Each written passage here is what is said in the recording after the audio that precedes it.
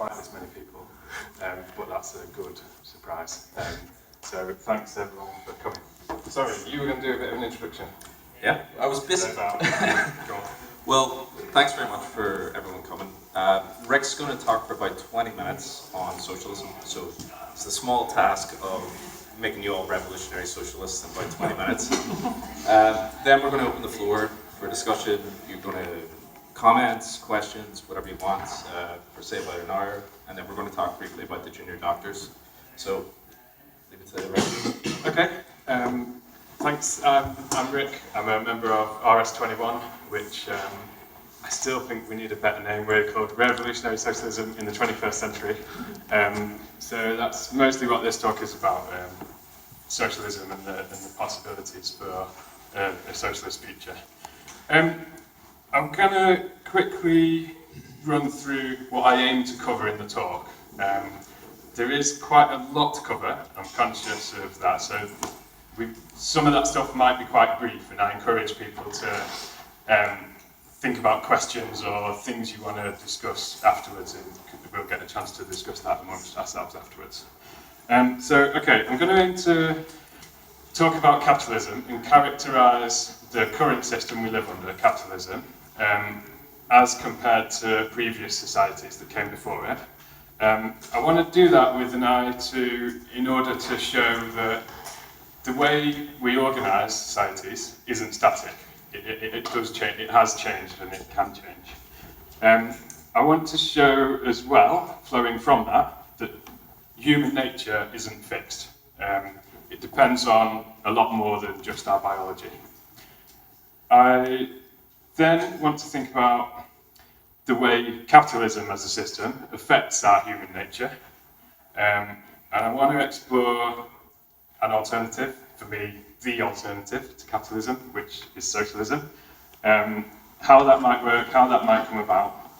And I want to think about what we can do today, concretely, in the here and now, to get towards that better world.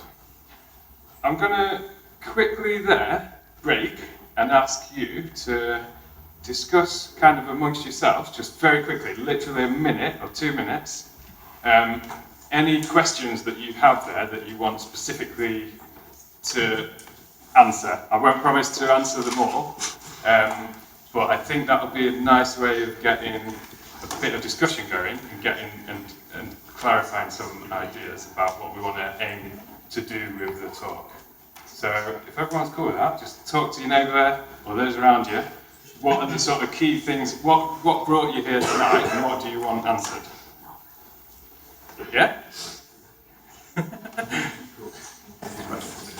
you want to shout a few key questions at me, or do you want to sort of save that for, is that useful to have as a background for the talk? Do you want me to just carry on?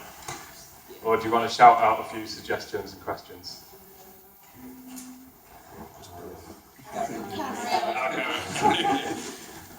Okay, so what is capitalism? Capitalism is the current way that we as humans, and this is putting it kind of simply, but capitalism is the current way that we as humans organise society in order to make the stuff we need to live. On that measure, I think it's failing quite badly. We have a situation of absolute rampant inequality where the 62 richest people on Earth own as much or more than the poorest half of the population of Earth. So that's probably less people than are in this room tonight. Less people than us own more wealth than 3.5 billion people. I think we can all agree that that's pretty crazy. 795 million people, this is according to the World Food Programme, don't have enough food to live a healthy lifestyle. And on top of that, we have a situation where capitalism is driving the rampant abuse of the earth and its resources to the point that is posing a serious danger, a serious threat to our ability to produce what we need to live on a daily basis as humanity. Okay, capitalism's crap. And I think that's partly why so many of you are here today, and that gives me real hope that, you know, the question today is a socialist society possible? Seeing so many of you here, I mean, spoiler alert, my answer was going to be yes anyway, but seeing so many of you here does give me hope that socialism is possible, because so many people at the moment are questioning the merits of the system that we live under. Okay, so under capitalism, work is organised for the production of commodities to sell for profit. We don't make stuff just because it's useful. There's loads of useful things that don't get produced under capitalism because they can't make a profit. So mosquito nets, for example, there's a massive need for those, but because they don't make a lot of money, they tend not to get produced in the numbers that people need them. So class society, capitalism, I would characterise it as a class society. It's a society that is divided between exploiters and exploited. There are other class societies, there have been other class societies that are exploitative.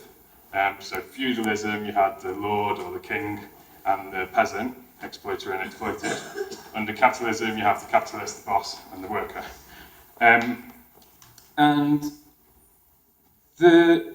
So the key point here is that capitalism is one system of doing things. It's historically relatively new. It's only really been around for the past few hundred years. And the key thing there is that the way we organise society isn't fixed. It can change. It does change over time, and it has changed in the past, and it can change again in the future. Okay, so I want to talk a bit about pre-class societies, so societies that didn't involve that division between exploiter and exploited. I would argue that for the vast majority of the time that humans have been humans, so the vast majority of the time we've been evolutionarily modern, we've lived in relatively egalitarian cooperative societies. So we've lived in foraging, hunter-gatherer societies, that are characterised by cooperation and equality. In many of these societies, this does come with a little bit of a warning. This is a slight simplification. So if anyone has questions on this, or doubts about this, or wants to challenge some of the views that I'm putting, please do put your hand up at the end and raise those criticisms and concerns. So this is a general picture, it's not absolutely everything, but I think it's fair to say that in these hunter-gatherer societies, what Marx and Engels called primitive communist societies, greed and selfishness didn't make any sense. So the way these societies met their everyday needs was through hunting game, mostly, and foraging for fruit and vegetables. In that society, hunting is much more effective as a group. It's a team sport, basically. So going off on your own and doing it and trying to get just your own meat is much less successful than doing it as a team cooperatively. The same with foraging, passing down knowledge about what's edible and what's poisonous, the better locations for foraging, and how the time of year affects what grows, is a social activity, and it's passed down as social knowledge. Just as an aside, in my free time, I like to go mushroom hunting every now and again. Now, under capitalism, the way we pass down social knowledge under capitalism, even that is commodified. So to go mushroom hunting, you probably need to get yourself a good book to read, but you have to buy it, or you just get lucky enough to meet a nice person who will teach you a bit about what's poisonous and what's not. But I think that's an interesting point about capitalism. Even the passing down of human knowledge is commodified under capitalism, where they can get away with it. So these societies were social, cooperative. Anyone exhibiting greed or trying to exert dominance over others tended to be shunned by that group. They could be shamed by that group. They definitely wouldn't get invited to the best cave parties. And in extreme circumstances, they could be exiled from that group, or or even killed. So it made no sense. There were social rules that changed the logic of selfishness. So to look out for yourself meant the same thing as looking out for the group, because that was the most effective strategy in that situation. So there, the key point is that human nature, what we might call human nature, is highly flexible, and that's one of the key reasons why humans have been so successful as a species. It has a lot to do with your environment and your society, and not just your biology.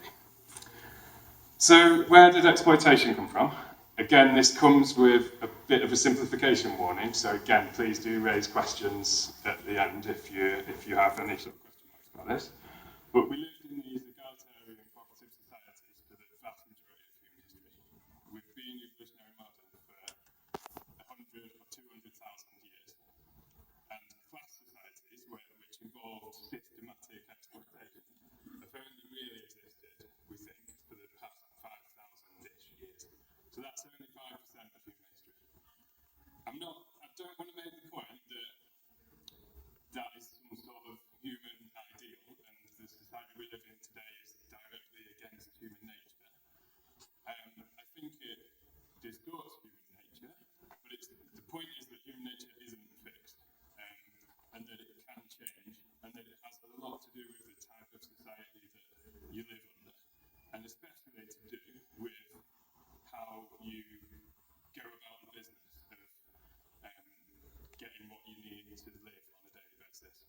So the first class societies came about with the emergence of agriculture, and with the ability of humans to create a social surplus. So when they started to be able to produce more than they needed to live on a daily or monthly or yearly basis, there tended to become a need for some people in that society to be taken away from the production process.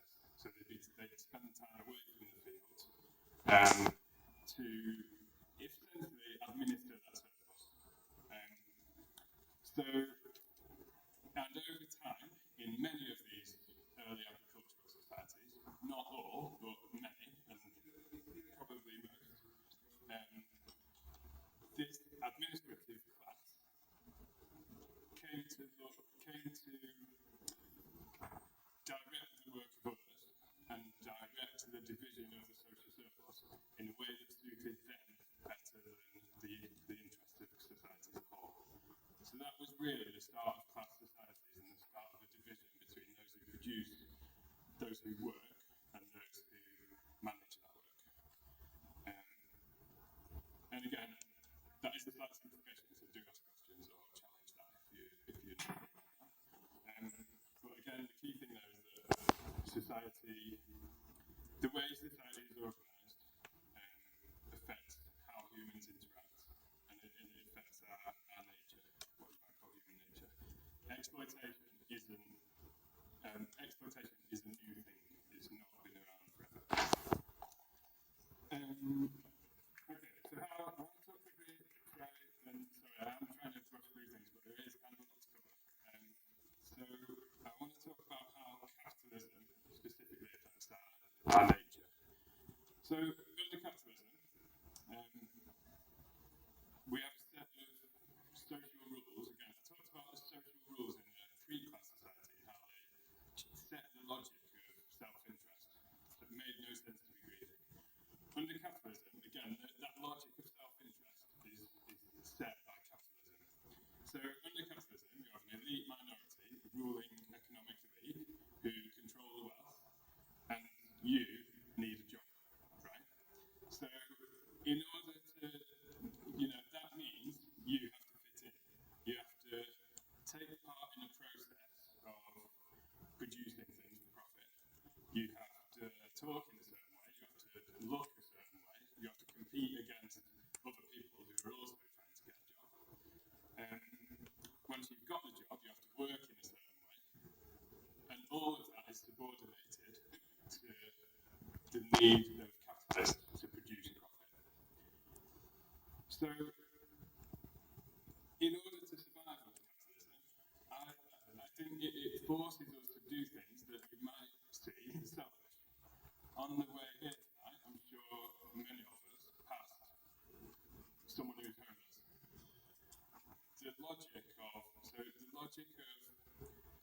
complete unselfishness taken to the extreme means giving the homeless person half your wealth. And if you walk past another homeless person and give them half your wealth, by the time you've walked down Oxford Road, you're left with nothing. So capitalism forces us to look out for ourselves in that way that can be viewed as selfish.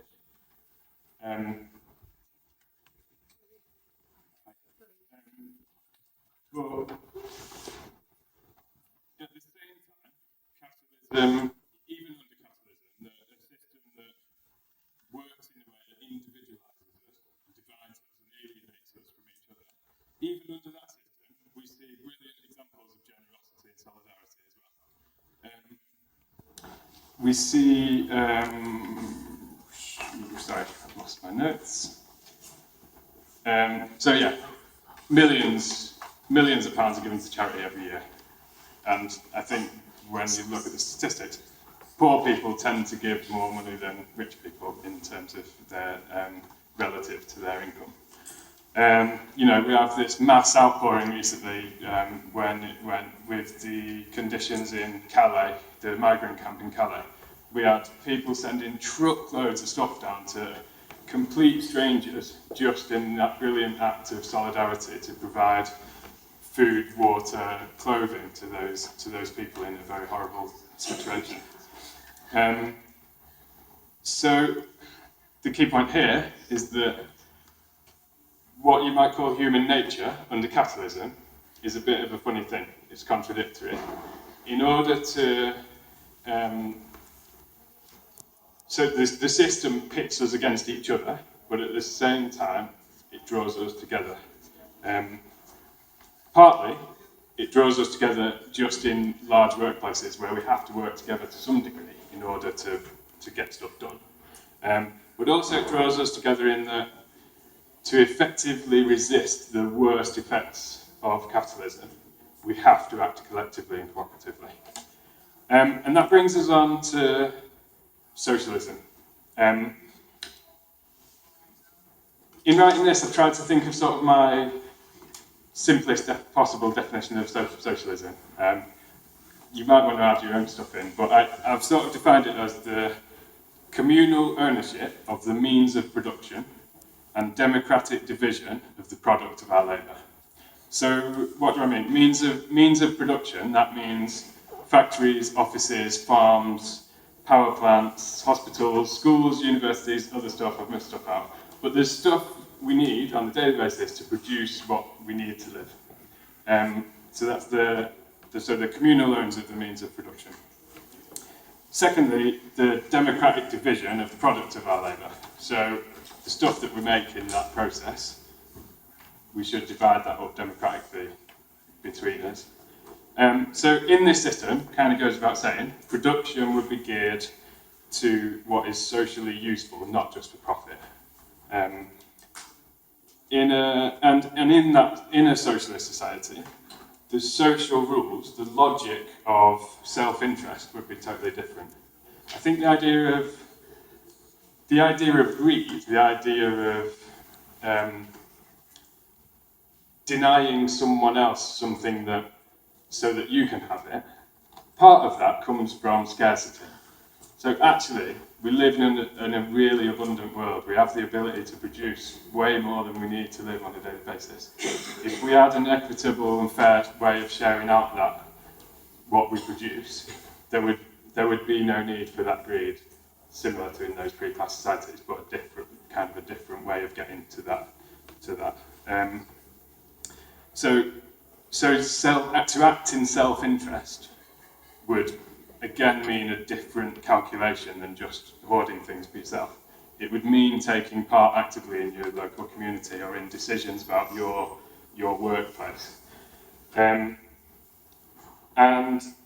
with socialism, the coercive aspect of the wage-labour relation, so you have to go and get a job to get paid, I mean, that would wither away. You would have to do some work, and we'd have to have that discussion sensibly among us. You would have to do some work to make sure the work of producing what we need to live on a daily basis is satisfied. but it would be vastly less work than you would need to do today, because today we do so many pointless things that are not socially useful. And this is where I think the idea of, an idea which I find quite attractive, and we posted the video on the event page, posted a podcast on the idea of fully automated luxury communism. So this idea that we can use technology, we can subordinate technology to our needs to be able to do most of the crap jobs in society, reduce the working week drastically to maybe, you might have to do 10 or 15 hours of work a week, but then after that you just have your free time to do what's fruitful for you as an individual, or for the society as a whole. So people might want to discuss that idea of, if you've listened to the podcast, people might want to elaborate on that idea of fully automated luxury communism, because I quite like that idea, and I think it's worth exploring a bit more. So that leaves us just finally on how do we get there, which I mainly want to leave for the discussion, but I will touch on a few points. What I've described as socialism there requires, I think, the entire overthrow of social relations as we know them under capitalism. That requires, I think, revolutionary change. And for that to be a success, socialism itself afterwards, any movement that is going to get anywhere near making it happen, has to be mass participatory, and it has to be fully democratic. To get rid of capitalism, we have to act collectively, and we have to do it on a mass scale, and we need to organise as a class. And we need to, I think, going back to that idea of the logic of self-interest, I think we need a mass movement that changes the logic of self-interest under capitalism. We need a movement that means for ordinary people, it makes more sense to fight for a better world than it does to carry on grinding out a living in the current world.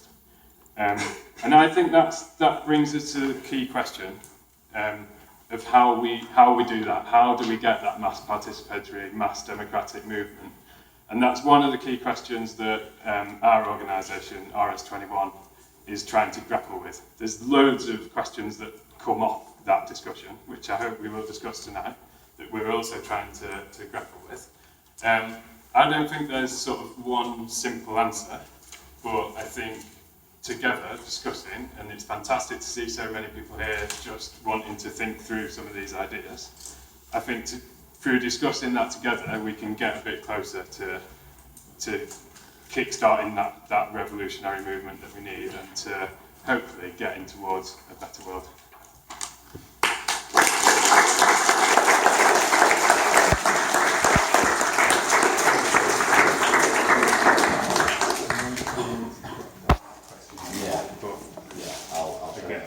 Thanks very much. I'm going to go and repeat the talk for the Does anyone have any comments or questions? I'll jot down any questions you have, and then I'll let Rick respond to them. But any comments, anything like that? Anyone raise your hand if you... Yes? You said early on that capitalism was obviously quite new. Yeah. And you mentioned that there was sort of egalitarian versions or examples of that, of like sort of alternatives. Yeah. And I wonder if you could sort of clarify what those sort of historical examples are. Yeah.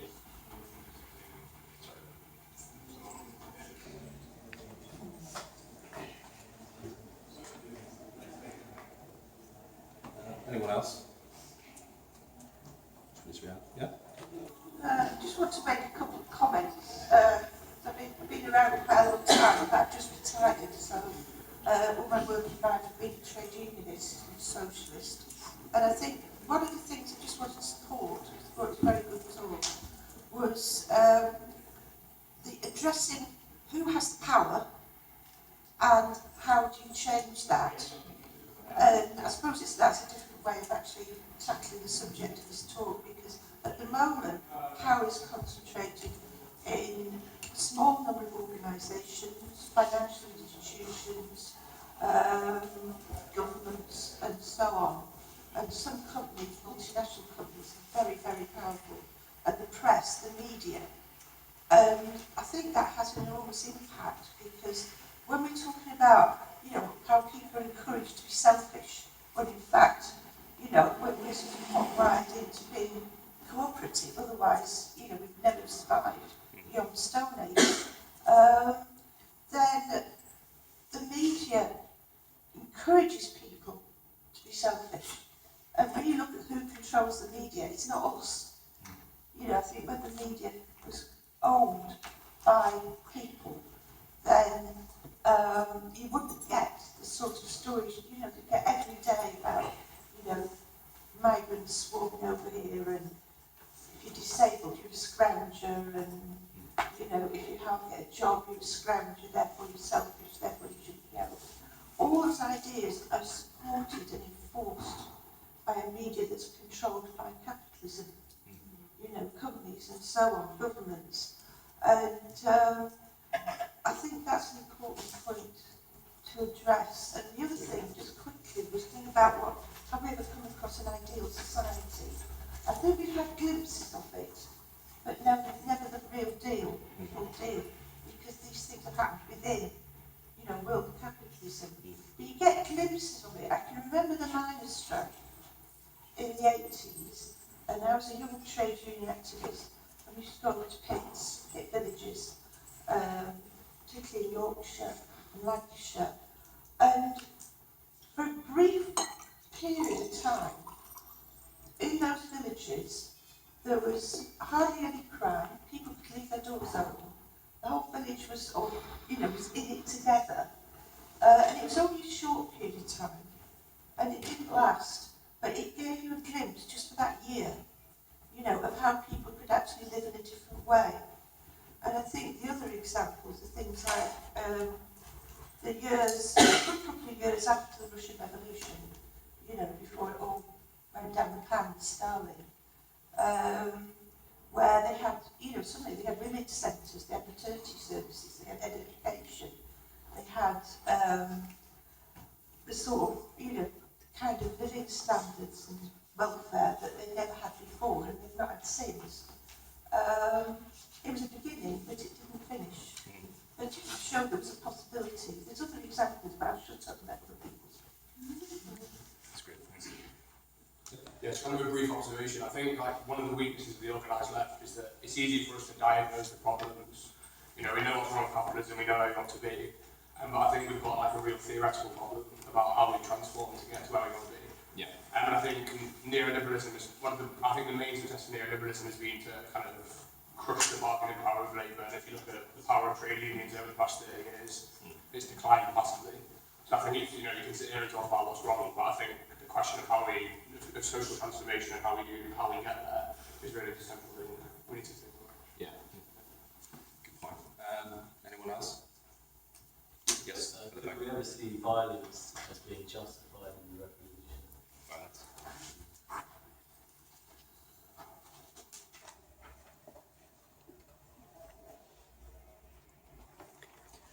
Anyone else? Oh, yeah. Yeah, you mentioned that, I've forgotten the name of your organisation. RS21. Right. At the beginning it called itself a revolutionary group. Yeah. And yet your colleague said that it would be a vastly democratised process. Yeah. I just feel that the heavily loaded terminology of being revolutionary. Right. It seems undemocratic. Yeah, and the Labour Party is a democratic socialist party. So I was just wondering. Yeah. How do you marry the two? Right.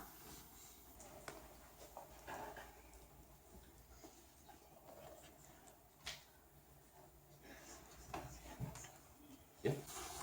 And just building off of what he said earlier, if we are in fact to transition to a socialist type system, what happens to basically to the remains of capitalism and the means of production and the institutions we've created and these companies and their wealth and everything that they have? Like, where does it go? What happens to it?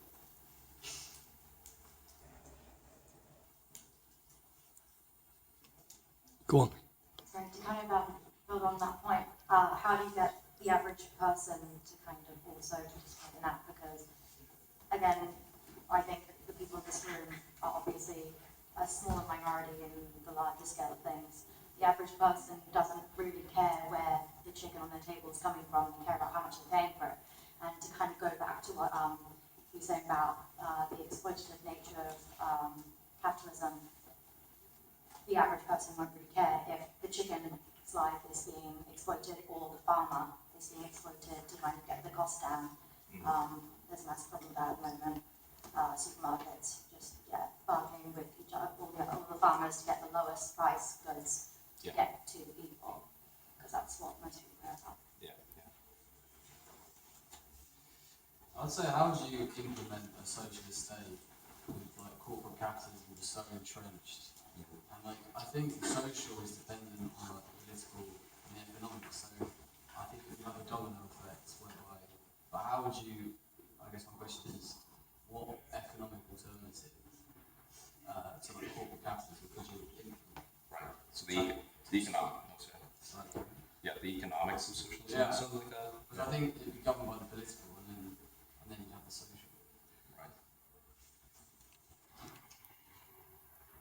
Do all feel free to say what you think as well as asking hard questions. In response to that, I think that there are, although they've become dramatically diluted since Thatcher and New Labour, but there are socialist elements within our society, such as the NHS, although it's going. So I think actually, which I'll be speaking about in a bit, but I think actually, there are values that are held to us, and I think your point about what do people actually want for, their bottom line, but we do all work together, like you said, cooperatively, and there have been elements and glimpses of socialism working before. So I don't think it's that far a leap, but I think it needs the media behind and the people in charge to want it, which I think would be the biggest obstacle. And there have been democratic revolutions, so like in Nicaragua in the 70s, where they went from being ruled over to something that was sort of socialist, although they were quite open to having free markets, and though America really hated that because they didn't like that and they called them communists, although they weren't. That was done largely peacefully. So I think that it's just an individual interpretation of that word. It doesn't have to mean violence, as somebody over there was mentioning. Do you want to go next and then Eva after? So, in terms of bringing socialism as like globally, so it's all good and well talking about it in the UK, but what about in developing countries where I suppose we're pretty odd way, we're a pretty developed country and pretty advanced and things like that, but how do you kind of distinguish being able to bring what we think should be a socialist society over in the UK? How do you compare that to somewhere people globally are all in different situations? Good question. Eva, do you want to go? Well, I think the first thing I wanted to say was that we shouldn't expect poor Rick to be saddled with all the questions that have come up so far, and that anybody who's got any comments or answers here, we should bring out collectively, because we are talking about a society where collective action is the key to just about everything. The other thing I wanted to make was possibly how do you start it? How do you overturn this lot? And I'm thinking back to the Arab Spring, where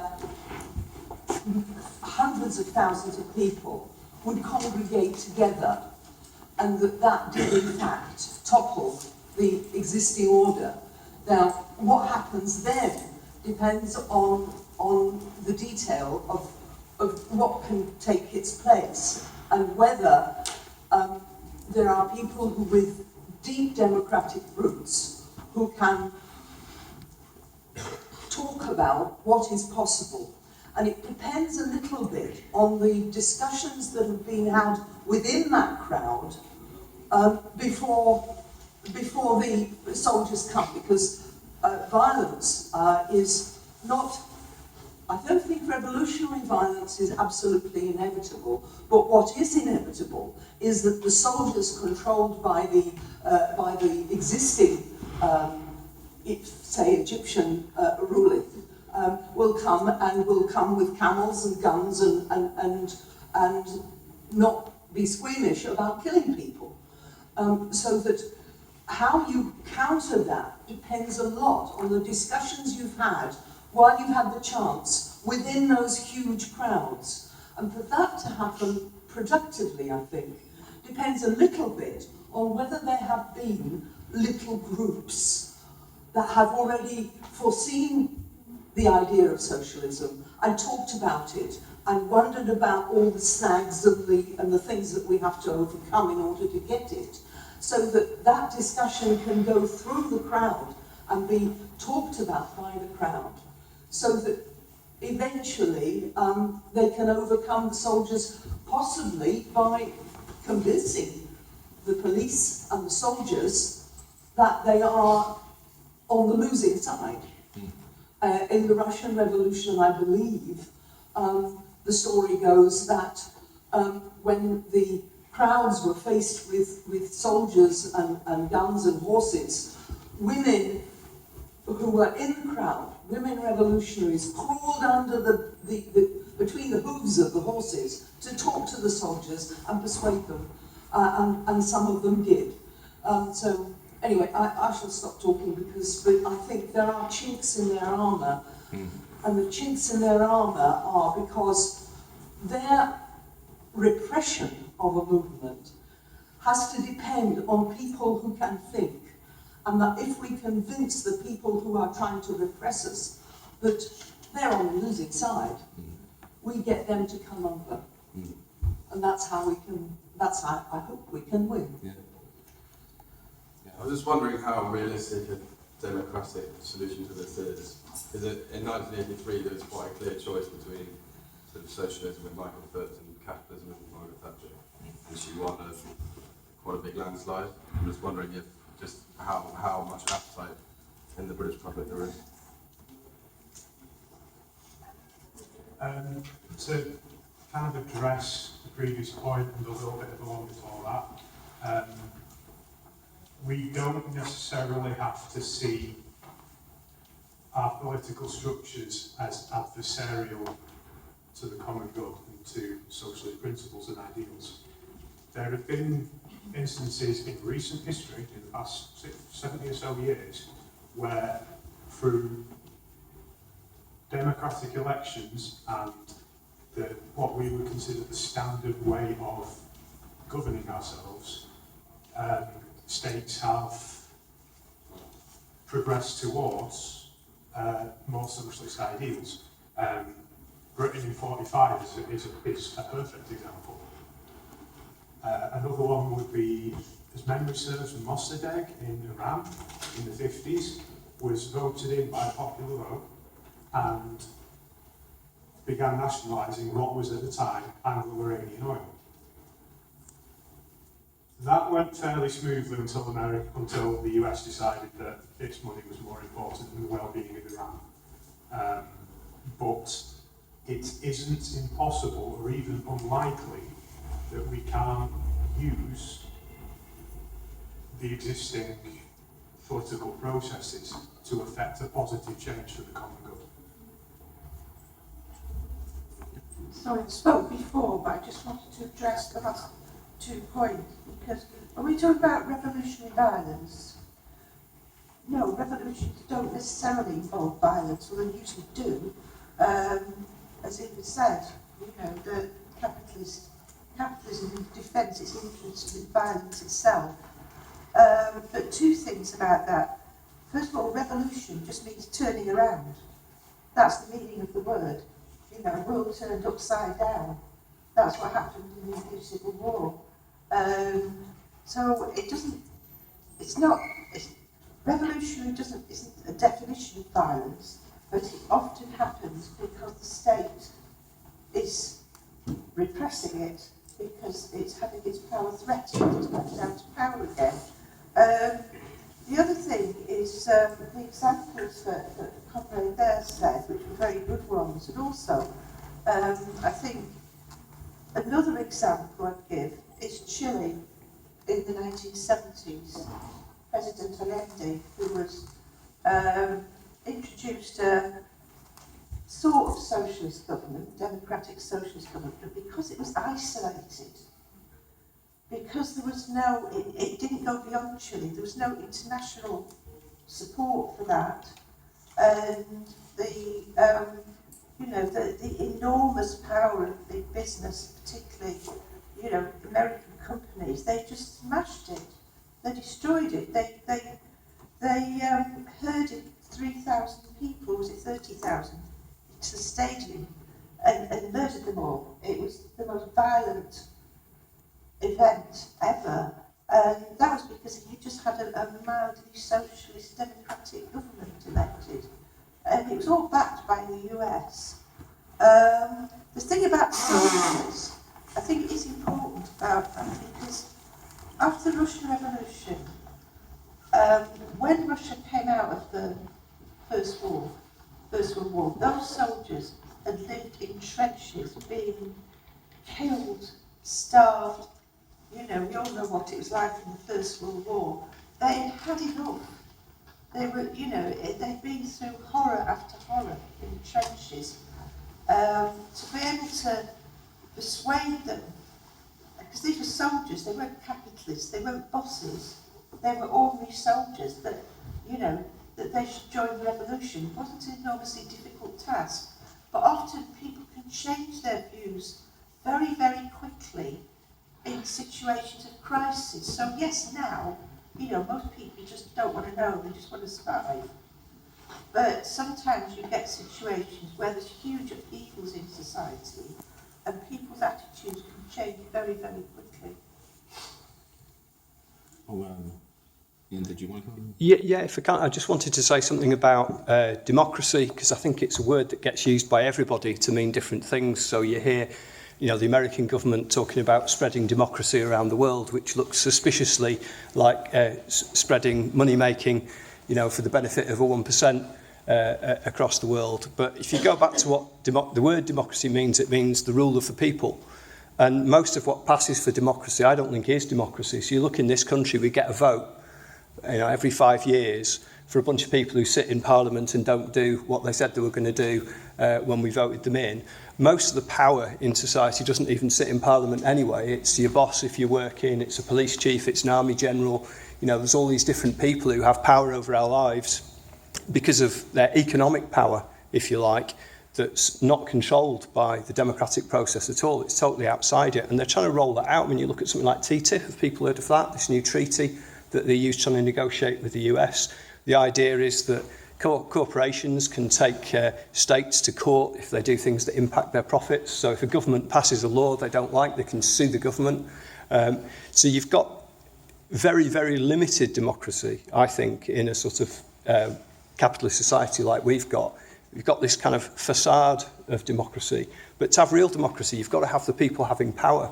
And that's what I don't think we've got at the moment. And I think it would actually, rather than democracy and revolution being opposites, I think we'd need a revolution to get real democracy, where actually we had the power, rather than a tiny number of people at the top having power. I'll let you speak, and then I'll come over to you. I also wanted to say something about that, which is, I think it's true that if you look at what's happened like in recent British history, like going back a few decades and possibly longer, then it is true to say that parliamentary democracy in some way has brought some reforms to our society that are beneficial. Probably the best one being the NHS, but lots of other things as well.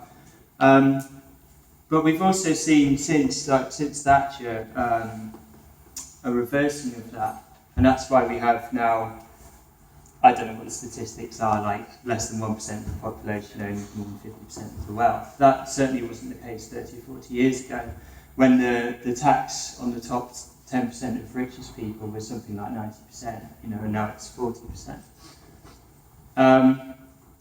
But it seems to me that the things that people had to go through in order to get things like the NHS were much, much harder than what the ruling class and people like Thatcher and Tony Blair had to do to start dismantling the NHS.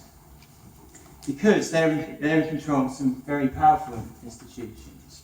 The media, Parliament, most of the big business, they're they pretty much agree on what their agenda is.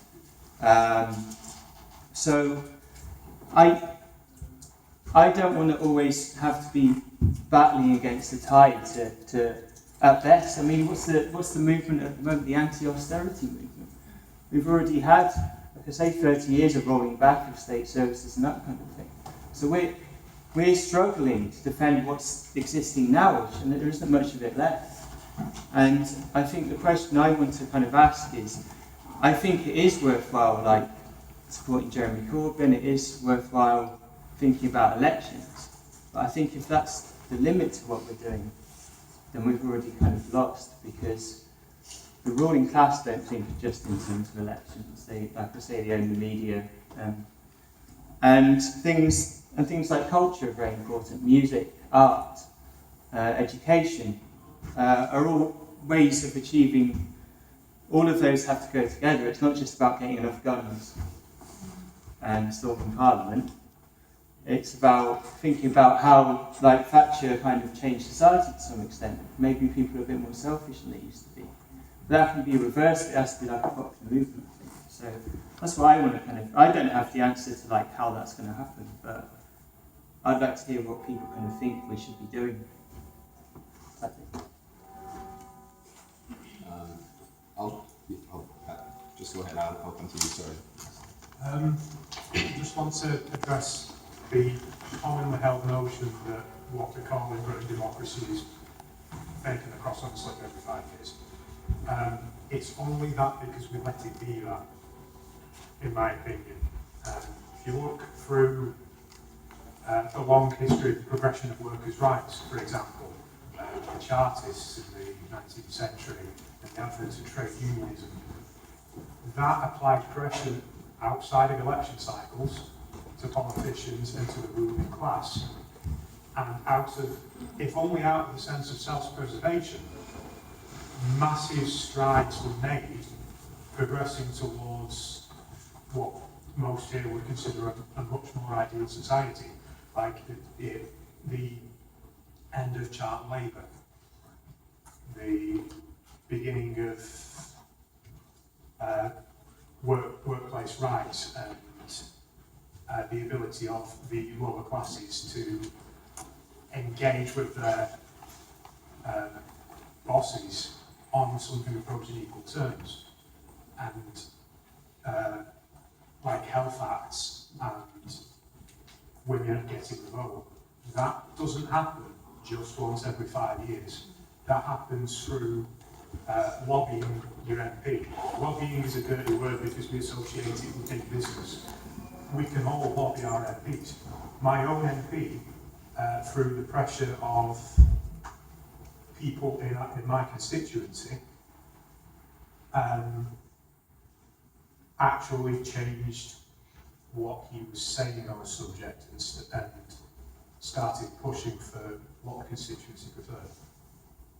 And he did that 3 years ago when he wasn't up for election. Yeah, I feel like I'm backtracking a bit now, but the point that was made by this chap behind me and by the lady over there about using existing institutions to bring about social change. I think the examples that they used, Mossadegh and Allende, were good examples of how to bring about a socialist government in existing institutions, but they're probably two of the worst advertisements in existence for how to remain in power. I mean, when you move into a house that has been for so long occupied by people with completely adversarial views to you, such as Allende, it's hard to hold on and consolidate the power that you've gained if you don't make massive structural changes to the way that system operates. And when Lenin said that in order to consolidate a socialist victory, you need to smash the bourgeois state, I don't think he should posture in that, because Allende and Mossadegh were defeated from within by institutions like the military, the legislature in their own governments, and the bureaucracy that had existed for years before and after they came about. So, I just thought that was that's a great point. Anyone else want to come? I just say one thing. I really don't think it's the case that you have to necessarily convince like the majority of the population. I think people are naturally leaning towards socialism on this sort of spectrum anyway, as you said before, sort of naturally sort of sociable pockets and families. I think the only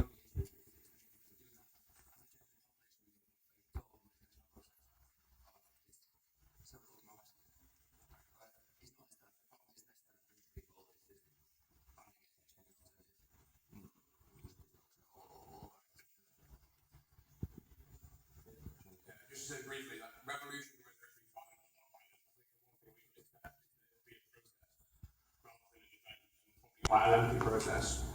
And I think if we all accept, if you accept that revolution is the way we want to get somewhere, and I think in the present situation, there's a bit of a contradiction there, because climate change is getting worse and worse. It's only going to spiral, and really at this stage, the way that's going to be dealt with is through quite strong.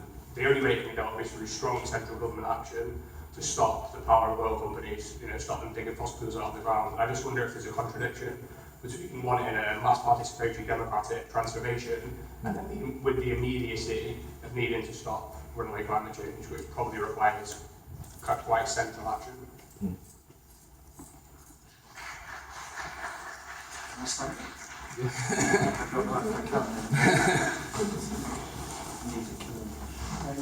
Yeah, I just don't think it will work any other way. I don't think you can have a revolution that will be successful against a state as powerful as the British capitalist state, let alone the American state, unless the majority of people are on board for it. And actually, not more than on board for it. They don't just vote for it; they really want it, and they're striving for it every day. So I think, however, urgent we feel the threat from climate change is, I don't think that there's a way that, you can have a minority, even if it was all the good people in this room go and storm the Parliament now. If you haven't got people on board, then it's not going to work. And I wish it was true that most people are consistently socialist in how they behave, but I don't actually believe that. You look at the voting figures, you've got people voting for the Tories in large numbers, you've got people voting for UKIP in large numbers, which is about as far away from socialism as we want it to be on many subjects. But people are talking about how you can change, people's ideas can change rapidly. I think the reason why people's ideas can change rapidly is because, on the one hand, people are cooperating with each other, maybe at work, or maybe they're looking after their neighbour. And on the other hand, they're reading a newspaper that tells them that migrants are the problem, that tells them that, that people scrounging on benefits is the problem. And they've got two ideas in their head at the same time. But in a situation where there's a massive crisis in the society, it might be a strike movement like a miners' strike that people are talking about, or it might be a massive demonstration against, say, the EDL or something nastier than that resurrects itself and becomes a mass movement, and we have to organise 1 million people on the streets against it. Within that, you can build up the sort of movement and have the sort of ideas and build the sort of the confidence that social society is possible. But unfortunately, I don't think that we are there yet. Although it's encouraging, I've never seen any of the people. About 4 of the people who are in the room tonight I know, and the rest of you have not seen before. That is encouraging, but I don't think we're quite there yet. Somebody said about the third world and whether it be possible there, and somebody was asking about whether we'd use the existing institution. Maybe we were talking about democratic institutions, but I think what we're not for is kind of like throwing away everything that exists under capitalism and going back to the days of the hunter-gatherer, forming our own bands, or people might have already picked out somebody who looks like a good hunter-gatherer tonight. Maybe you've already got your plans. I think what we're about is that we've created these fantastic, there's been these fantastic innovations that have depended on the work of our grandmothers, grandfathers. The capitalism, on the one hand, it's produced a massive amount of wealth, they've got a big problem. They don't really know what to do with it in a productive way. There's $2 trillion of money that's sitting in tax havens in the Cayman Islands or in these other places, and they literally have nothing productive to do with $2 trillion of money. Enough money to cancel the debt of sub-Saharan Africa, enough money to, as well as that, set up an NHS service for the whole of sub-Saharan Africa, but that's not profitable, so they keep it in tax havens. There's $1.5 trillion is spent every year on the military. There's massive amounts of wealth there that, if it was spent and used in the right way, could be used to bring about the sort of social change we're talking about. So we don't want to keep everything that's there. We want to use the pharmaceutical industry. We want to use, we want to use the factories that are there to create a new society. And some of those factories, some of the most modern ones, are in the third world. You know, it's in China they've got some of the most modern factories that there are in the world. In India, in India, likewise, massive steel factories. There is wealth in those countries. Just like here, it's not evenly distributed. It would need to be more evenly distributed between the West and the global South. But even within these countries, if there was some sort of revolutionary uprising, some massive socialist democratic process that could redistribute the wealth even within those countries, it would make a massive, massive difference straight away. But if we could get different countries working together with each other, we're socialists, we don't believe in borders. If we could do that, then we could start to address the massive imbalance that there is between countries. Sorry, I spoke too long. That's my fault. No, it's good. Yeah. Just building briefly on the first point you said about kind of Britain and America as well.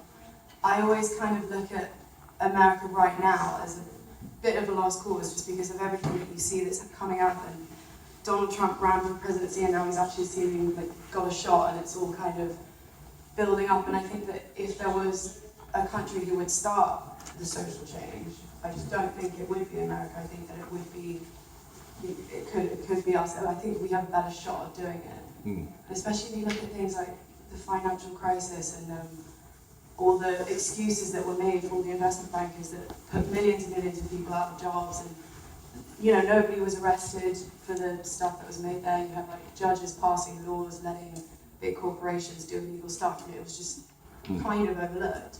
So I just think that America is kind of, they have a longer way to go. They're not going to be the trailblazers in the social change that we obviously want to happen. I think we should do something more. In response to that, I was at a separate meeting. They were talking about the trade union movement and how they couldn't do a general strike now. And they use the analogy of like a muscle. For a muscle to be powerful, you've got to use it and warm it up and get it toned up. And actually, I think while the financial crisis happened and it didn't bring an end to capitalism and it's still exploring, actually, there are bits that have come out of it. And you're right, there's this meeting tonight, and you've got to keep building that momentum and building that muscle, and this is how you keep it going, and you just have to keep proliferating and getting,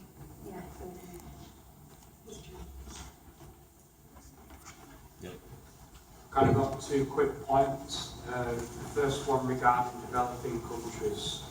I think that kind of relates to, I think socialism on a national scale is very difficult.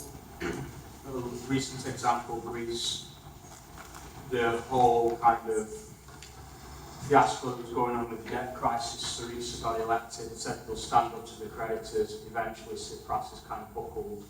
So, because when you're on a national scale, the capitalist system is a global phenomenon as such, so any kind of socialism on a national scale will be fought at all costs by international scale. So it's possible, yeah, but I think we need to be realistic in the sense of what you will come up against. Second one, regarding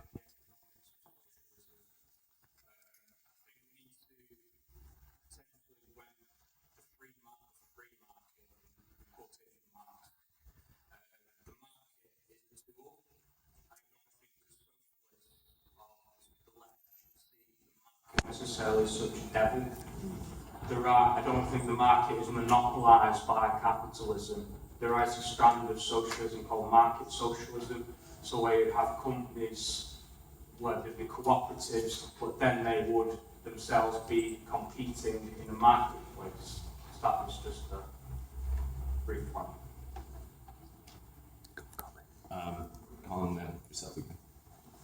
I want to pick up what the last speaker started with, which is the international question. Because one of the things that I think distinguishes revolutionary socialists is internationalism. And it's a very practical question. The two issues that have been just mentioned in passing. One was climate change. There is no national solution to the question of climate change. It has to be an international solution. The second is capitalism has created a world with immense possibilities and immense dangers. It's pulled the whole world together, but it's also divided it in the most appalling way. I remind you of a picture, which everybody will have seen from last autumn, of a small child lying dead on a beach in Greece. There are millions of people now in movement because of wars in the Middle East and elsewhere, and we have erected a series of borders called national states, which we shouldn't use the word we, they have created, which divide the world and make it impossible for any kind of rational solution to a huge now problem. Again, the question of internationalism is essential. We're going to be asked in June, that is the real we, are going to be asked in June whether we want to vote for the British state to leave or not leave the European Union, which is a fortress Europe, which is trying to shut people out, which is building barriers everywhere to people coming into it, which is a system dominated by the banks, in which, with very, very little democracy, do we want to join it or leave it? But who's the we? We're not really being... The questions which really ought to be asked about that are not the questions which will be asked in the referendum at all. All the questions which ordinary human emotion, you might say, would say we should be asking, are not going to be the questions asked in those things. So the question of changing the world, it seems to me, has to be a much larger question than simply voting this way or that way in a particular election. Actually, we need to tear down the borders, we need to invite people in, we need to be free to move. If I can move from here to Birmingham without freedom, why can't I move from Syria to Manchester without let or hindrance? So let or hindrance. To pretty much agree with that point on internationalism, any sort of socialist movement would have to become international pretty quickly, and to incorporate the thing that the chapter at the back said about the market being used as a tool, much more often the market is used as a tool by reactionary forces to quash any sort of national socialist movement before it gets off the ground. If you look at Nelson Mandela and the ANC, any time social provisions and social programs were announced in South Africa when they came to power, they were completely crushed by market shocks in South Africa. So as soon as a social movement takes place in the country that looks like it can get off the ground, in order for it to even survive, it would have to become international pretty quickly, in my opinion. Anyone else? Yeah, and just add on to that, in the meantime, say if we did manage to become like a socialist society tomorrow, could we have an isolated economy, a resource economy? So just we'd have to maybe give up tea. We don't want to get them from China, from exploited farmers. And then would it be a domino effect eventually, perhaps rapidly, amongst other countries, maybe liberal Sweden, and then it would follow on across. If we are happy people, and people want to take it on themselves, could we isolate an economy for a short period as socialists if we didn't change? Yeah. And maybe it would become a globalised system. Interesting. Yeah. I just want to give a quick example of international collaboration between some socialist-leaning countries, between some of the Latin American countries. I can't remember the acronym, but some of the Bolivarian states, Bolivia or some of the others.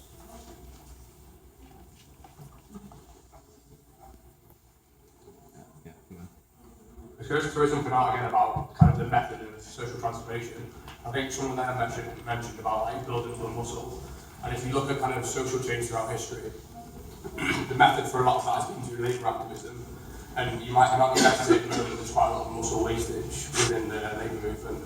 I'm just wondering, do you think the solution, people who are active in trade unions, do you think that the solution is to, you know, need to strengthen the labour movement again in order to achieve that social change?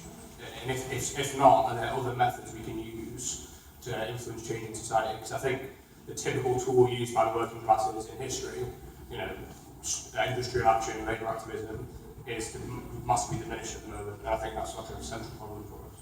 I think it's a good starting point, and part of the reason why I was at that meeting was as a result of the junior doctors' strike, which is politicised a lot of people who were apolitical because they were quite comfortable, and it's the first strike like that in 40 years, and there was the mandate was incredibly strong, with 98% of those who voted wanting industrial action, and I think actually that's rippling out across the NHS and the public sector, and it's so I think that's part of toning the muscle, and I think actually getting like the trade union movement going again is one of the ways to do it. In order to achieve like an international impact. But my question is how do we make sure that we don't limit the discussion to just people who are clearly very interested in it, and how do we manage to cross different types of people in order to get them involved? Someone mentioned the European Union, obviously that's a kind of pressing issue. I was just wondering how united the left was on whether we should stay in the European Union, just because, just because the way that the European Union instilled the austerity policies on Greece and pretty much rose it to the ground. Just wondering, whether this as an issue is going to unite the left.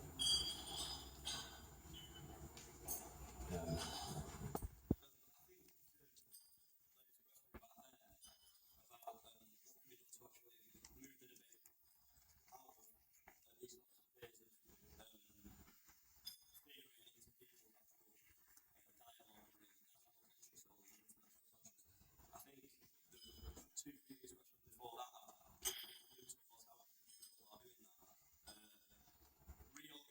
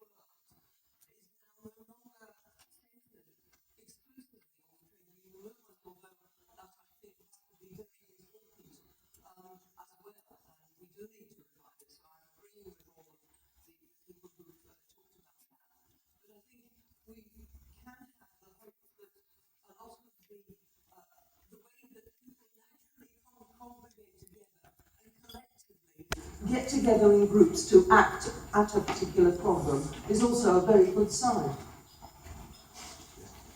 So, just one last question, and then I think Rick's going to come back. Okay. Yeah, I was just going to say, it kind of relates to what our lady was saying. Actually,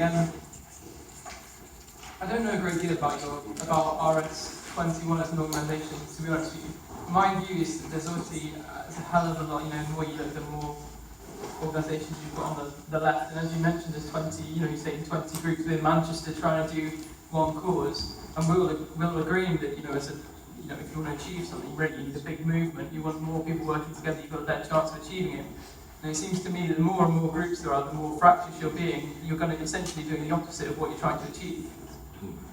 Which is a big issue. Within the left, there's massive, as soon as you get one group, they decide half of them don't like each other and they split off, and you get another two groups. And the only way, as we said, if you've got people who essentially fight for the same thing, is by combining together. So what's the answer to that? If you've got another group, which is RS21, what are you trying to achieve through that? What's your aims? And how is it different? And how is that going to achieve that? I think that diversity exists though in the right and within capitalism. I mean, look at the Conservative Party at the moment over the EU. It's just that more is made of left-wingers not getting along with each other. If you're trying to make a revolution, you don't have that option. Pardon? If you're trying to make a revolution, you don't have that option.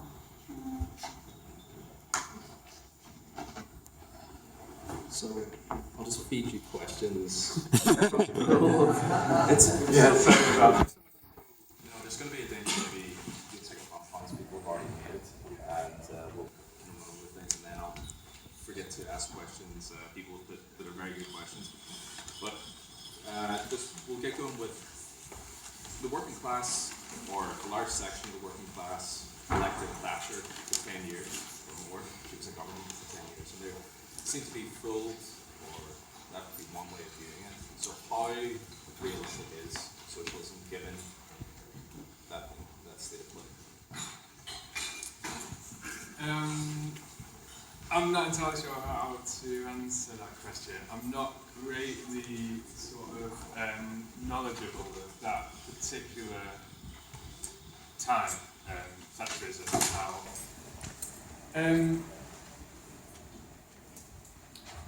So yeah, apologies, and sorry, I've kind of been in and out, so I'm hoping you've all had a decent discussion anyway, and been able to sort of answer each other's questions to a certain extent. But I think one of the key things is, I appreciate what Max is saying in terms of that, the division between left groups. I think that is a key question, and I think for me, I see myself as part of a movement that hopefully, eventually, is all going to come together a bit more. But I think that is one of the key questions for the left at the moment, to think about how we reinvigorate the left and how the organisations of the left work in a way that minimises disunity and maximises unity. And I think RS21 is taking part in that process. We're trying to actively take part in that process and asking some of those questions about, I think it's a big question. Why has the organised left not grown with the crisis of, not grown measurably with the crisis of capitalism since 2008? I think that's a big question we have to grasp, and I think there are lots of different factors at play there. Which might well be, if people have the appetite for it, might well be the subject of another meeting. But I think it's at least the subject of something we should be discussing as we go on. Yeah, go on, throw a few more questions at me and we'll see what happens. I'll try and make it more broad. I think anything that I can't answer, I think we should just talk about in the pub afterwards anyway. So hopefully people will join us in the pub afterwards. So, capitalism, it's a very new society, or form of society compared to what we had previously. It's been around for 250 years.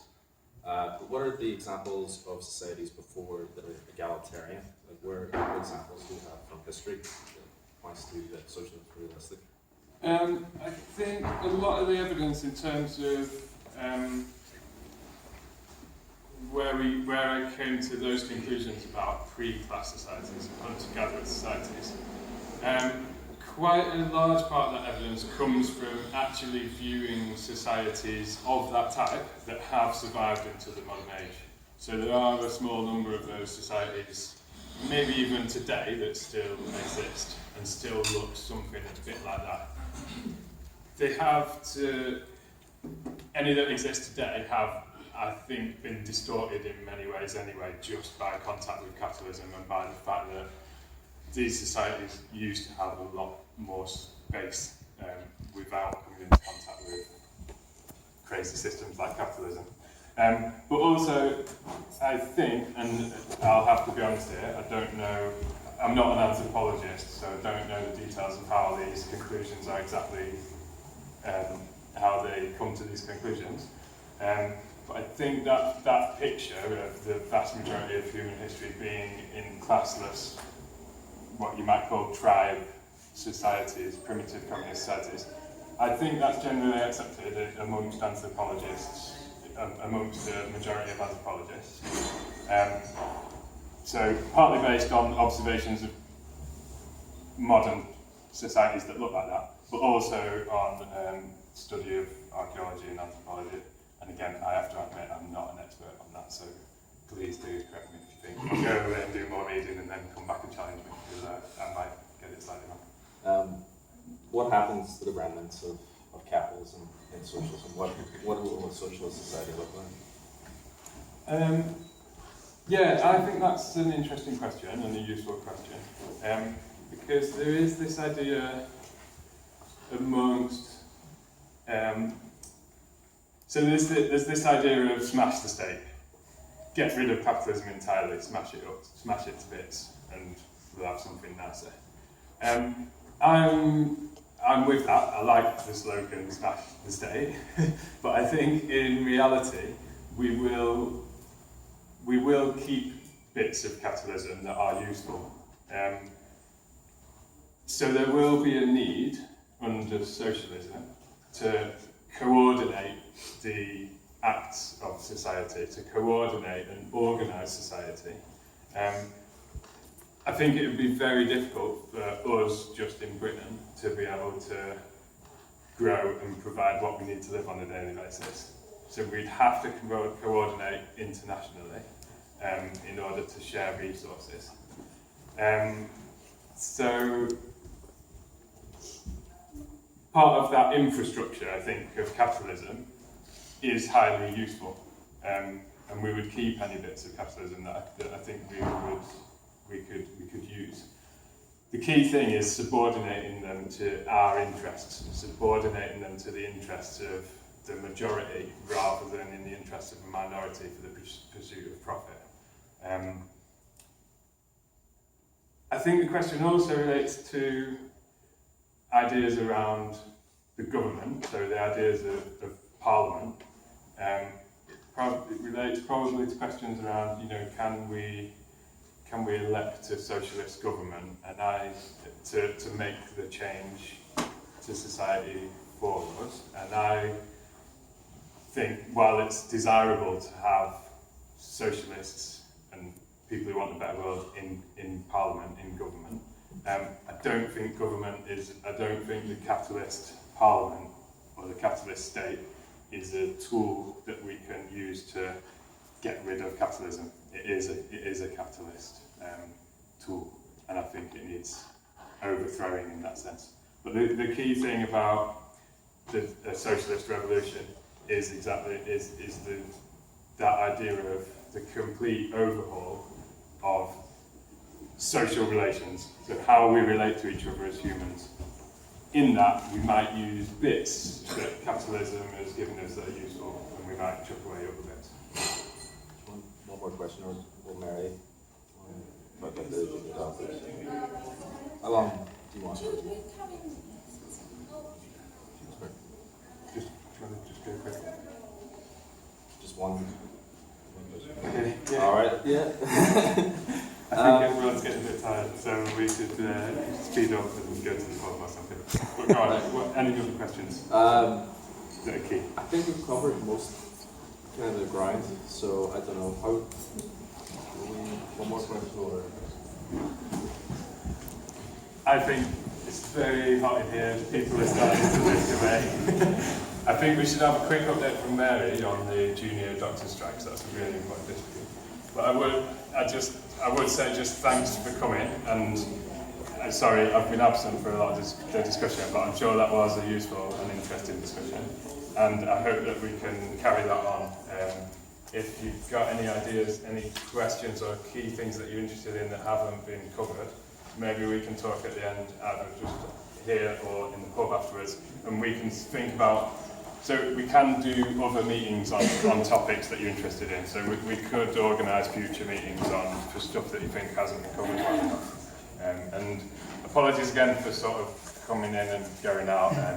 That was a nice surprise to have so many people here, but apologies for the slight disruption.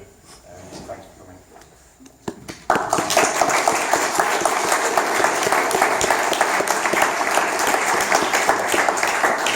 Could you just say, if anyone else has to leave, there's a contact sheet on there, so if people leave the details, they can let know about future events as well.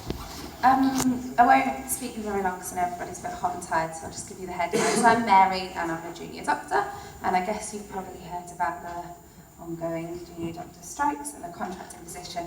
So I'll just try and give you a bit of background about how we've got to this, but I'll keep it short and sweet, and then, as you seem like a captive audience, to speak to you about ways to go forward. So currently the government are imposing the contracts. Now, contract negotiations have been going on between the British Medical Association, which is essentially doctors' trade unions, and the government for around 3 years. So this was pre the most recent election, where the government are now claiming that they've got a mandate for a 7-day NHS from. This was going on when there was the Conservative Lib Dem government.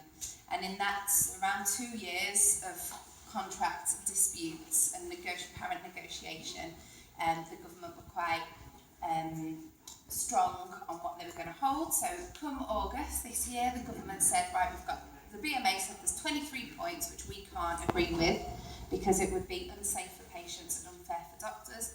And the government said, well, we'll continue negotiations about one of those points, but the rest we're going to impose.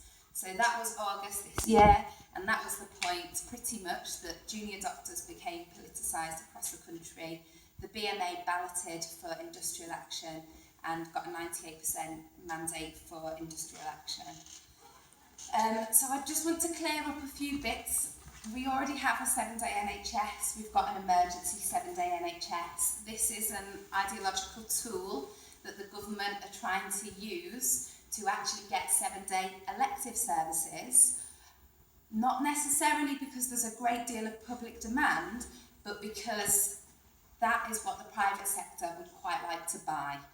So Virgin currently run all of the STI clinics in the country, ironically. 40% of the NHS is already owned by private companies, and private companies don't really want to be running A&E, but what they quite like to do is providing the elective hip replacements at the weekend. So what this government are trying to do is bring a workforce, beginning with the junior doctors, moving on to the consultants and moving on to nurses and other healthcare workers, make a really, really cheap workforce that's in line with the private sector. And they've done that off the back of some pretty dodgy data, which was commissioned by Jeremy Hunt, which the authors of that paper have since said you can't draw any conclusions, saying that if you go into into hospital at the weekend, you're more likely to die. I'd like to myth bust if you don't mind. So number one, if you go in at the weekend, which they define as a Friday, Saturday, Sunday or Monday, I would quite like a 4-day weekend, I don't know about you, then you are more likely to die within 30 days, as if you went in on a weekday, which is just Tuesday, Wednesday, Thursday. We don't know why you'd die, they have said that. And as I've said, that's referring really to emergency services, which is not what the government are actually trying to do with this junior doctor's contract. To fully fund a 7-day NHS that works very well with elective services, it will cost, is it 90 or 900 million? Sorry, I have the number. It would cost £900 million a year with 4,000 more doctors would be needed.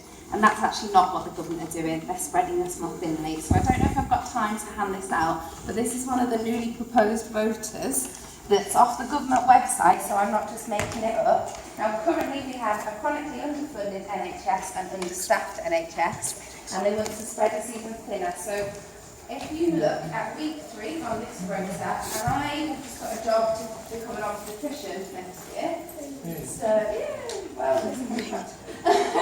So I think I would probably be on this rota next year. So if you look at week 3, I don't know if you've ever had jet lag before, but this is kind of what I'd be working on. You do a normal day, which is 9 to 6. You then do a night shift, which is 9 p.m. till 10 a.m. the next day. And that day where you work from midnight till 10 a.m, they call that your day off. You've done 10 hours work. And then you're back in, you get a couple of hours kit, you're back in at 9 a.m. the next day to do a 13-hour shift.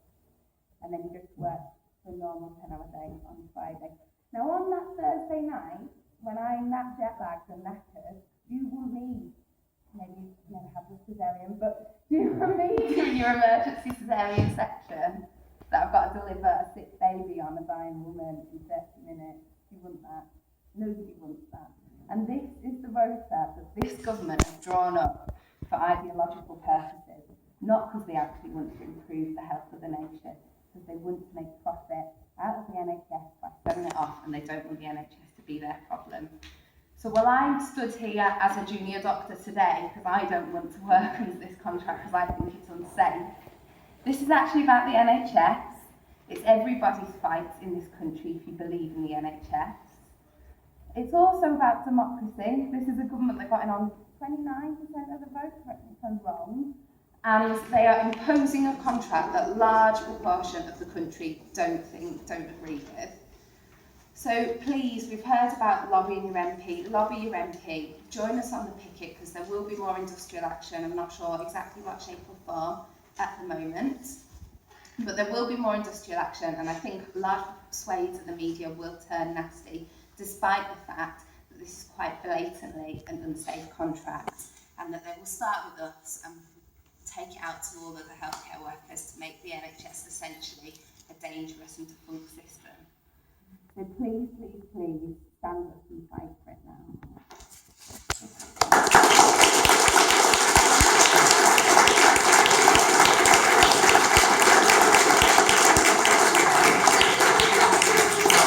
Suggestions? Yeah. What's the next action? We don't know. I was really hoping the BMA would have said something today. So they sent out an email to their members on Saturday after they did like a road show to measure the temperature of doctors, and then they met on Saturday. There will be more industrial action. I don't know when, and I don't really know in what form. Does the organisation kind of come from the ground more? Because hasn't the BMA kind of just realised it's a trade union? Like, it's just kind of a first. Well, the BMA's existed for years, but yeah, and it's quite a conservative and a big and a little c organisation.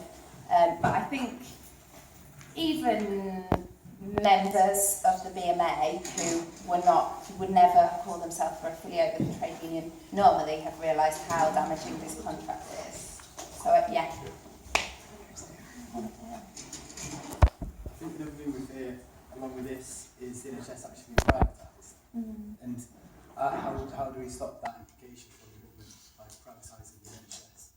I don't. Go on. Is there any sort of like maybe any action we can do to stop that, which is the eventual outcome as well after this maybe of course? I think number one, having an awareness of it. Like I was quite naive to actually how much the NHS is privatised, and it's happening by stealth. Last week there were a load of like GP consultants in the southeast that all just got taken over. So if that's going on in your local area, get aware and spread the word that it's happening. And just have more of an awareness and a groundswell movement, and stopping contracts like this, and like how they're trying to have you heard about the NHS, the nurses' bursaries? So they're removing nurses' bursaries, and student nurses essentially work, and they deserve that bursary and need it to function, and they want people to take the debt for themselves. So all these resistance movements, like. Anything else? Or comments or suggestions? Because to an extent we're quite a naive group, doctors are, and you know, if there's suggestions from other areas of society. Pardon?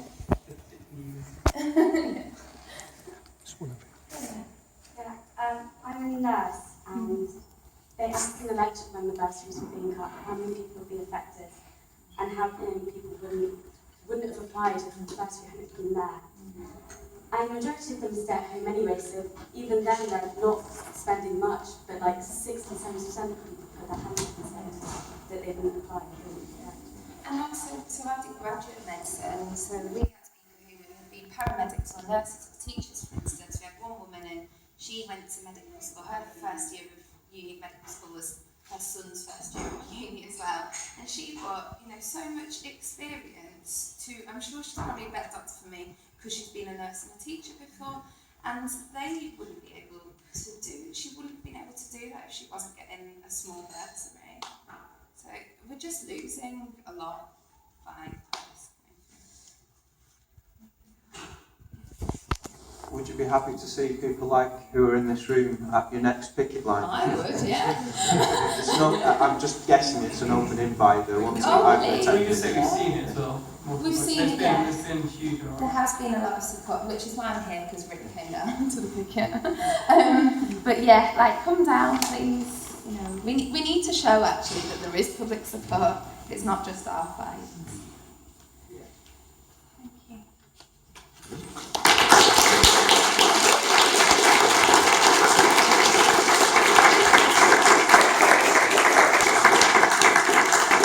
I'll just wrap it up. Thanks everyone for coming. We have another meeting next Monday, same venue, same time. It's on oil and fracking. Then in the following week, segment already? No fracking. The following week, provisionally, we have a meeting on the EU, so if someone's interested in the EU there, so we'll be discussing that the following week after that. But thanks very much for coming. Just two other announcements. We have RS21 magazine. There's a few copies here if people want to have a look at some of the debates that we've been involved in. There's also on Saturday the 27th, there's two very important demonstrations happening. One, there's a national demonstration against Trident in London, which CND is organising coaches down from Manchester to go on. And obviously, particularly given the rows around Jeremy Corbyn, it's really important. That's a big demonstration. And then here in Manchester, one of the more unpleasant groups of fascists that we have in the Northwest, called the Northwest Infidels, are trying to have a demonstration in Manchester. And there's counter-demonstrations also taking place in Manchester on Saturday, this Saturday, yeah. Both of those are this Saturday.